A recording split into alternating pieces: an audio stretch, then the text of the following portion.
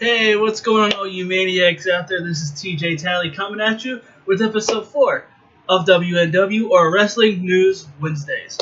Okay, so from what I can take from my notes, I got mainly WWE news. So if you want to hear about the other companies, I have a few notes, but not too much. So I'm going to dive right in. Okay, for the NXT brand, I got the four big superstars from NXT. Ciampa, Gargano, Aleister Black, and Ricochet made their debut on Monday Night Raw as well as Tuesday Night SmackDown. Now, I thought it was smart to debut them the way they did, give them a match, give the crowd a chance to see them if you haven't seen them or if you don't have the network and you haven't seen any of the NXT episodes every Wednesday or takeover specials. So it was a great way to introduce them. I thought that crowd on Raw though kind of sucked. And they really weren't into it. It was better last night for SmackDown. I guess the original plan was on Monday, though, to have Ricochet face Baylor. I would have liked to see that, although they put him in a tag match. I thought it was still cool because you got to see, Ricochet do his thing, which I liked. Like his 630 off the top rope, his finisher. I like that a lot. I've always been a big fan of Ricochet for a while now. I've seen him wrestle with Ospreay when he went on ESPN, and everyone was like, "Oh, they're doing all this flippy stuff, and it's not wrestling, and yada yada yada." I thought it was entertaining. I like it. I like what Ricochet does. I'm not gonna lie, I did like what they did with DIY the last few nights, though. Bringing them back together, having them wrestle as a tag team, and get wins over two great tag teams on Raw and SmackDown. I really like that. I hope, as much as I like Gargano and Ciampa as singles competitors, I hope somewhere down the line they can bring him back as DIY and they can do their thing again. Because a tag team, they're a hell of a tag team when they're together, as well as singles competitors when they're not together. Aleister Black. What can I say about him? I mean, he'll kick your head off and not think twice about it. I liked his debut. I thought it was good. I mean, there's not much more you can really do except for, hype these guys up pretty much, I guess. So what they're going to do, at least from what I got, is they're going to hype up these guys and give them matches every week, give them a little push. I don't see them getting a big push, any of them, right off the bat. But maybe somewhere down the line they can. Okay, so that's all I really got for NXT. The only thing I can really tell you guys about NXT UK, I forgot to watch it last week. So I'm just going to catch the new episode here in about an hour. At 3. The only thing I can really tell you is for the next takeover, it really just looks like they're going to do Walter or Volter, however you want to pronounce it, versus Pete Dunne for the NXT UK Championship. I think that's a smart move. Probably have Walter win, have him carry it. He's a beast the few times I've seen him wrestle. I think it's going to be a good back and forth match. So we'll see what happens if they book it that way. Okay, so Maniacs, here we go. We're going to go on to WWE. We're going to follow up with some AEW and a little bit of Impact news. Okay, so first off, as you know, or if you pay attention to news or you don't really like spoilers, Jimmy Uso was arrested last week. I guess he pretty much squared up on a cop and trying to fight the cop.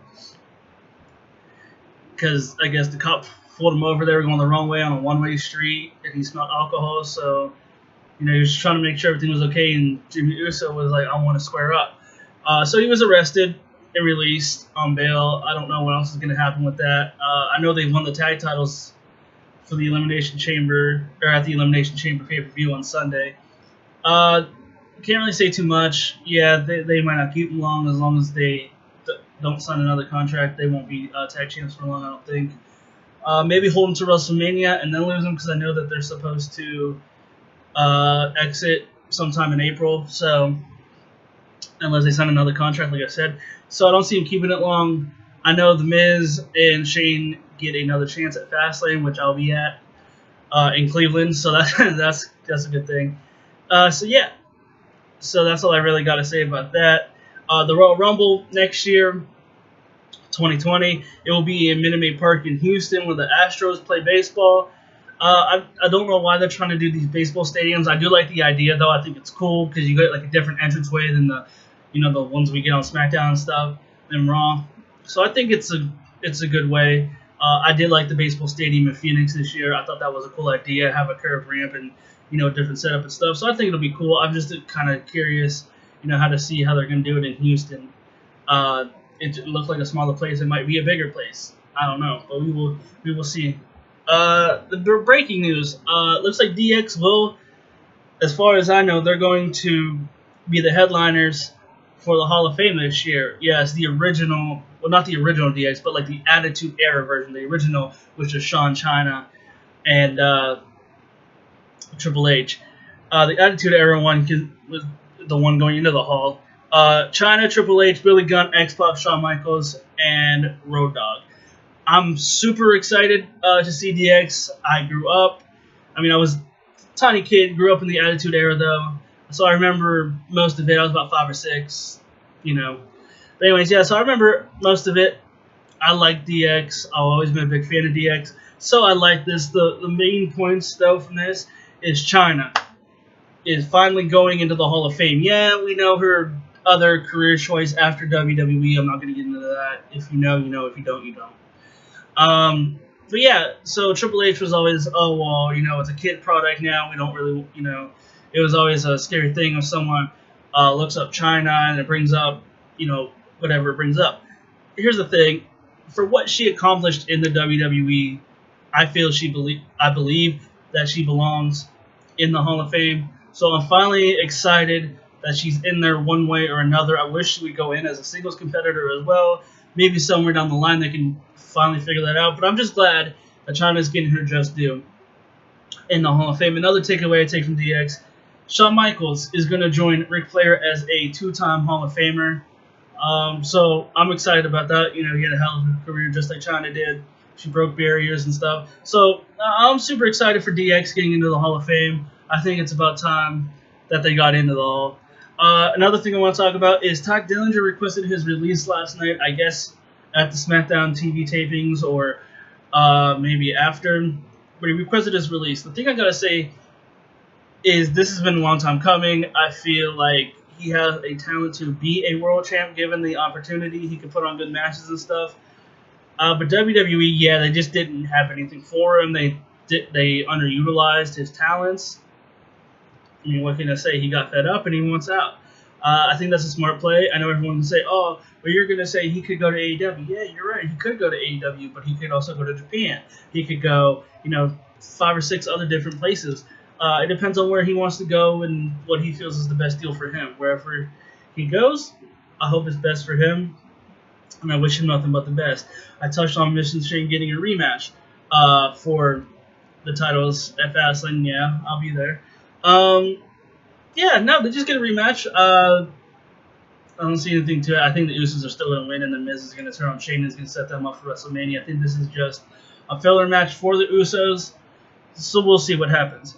So I'm totally excited about this. At the end of SmackDown, they announced Kofi got a title shot. Now, yeah, over the last week, he put on a hell of a performance. We kind of forget all the talent and stuff Kofi has because we're so worried about, what's he going to do in the Royal Rumble?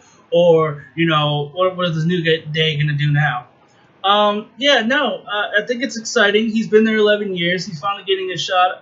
Hopefully he wins it at Fastlane. Honestly, I don't think he will because I don't think they're going to change the WWE Championship.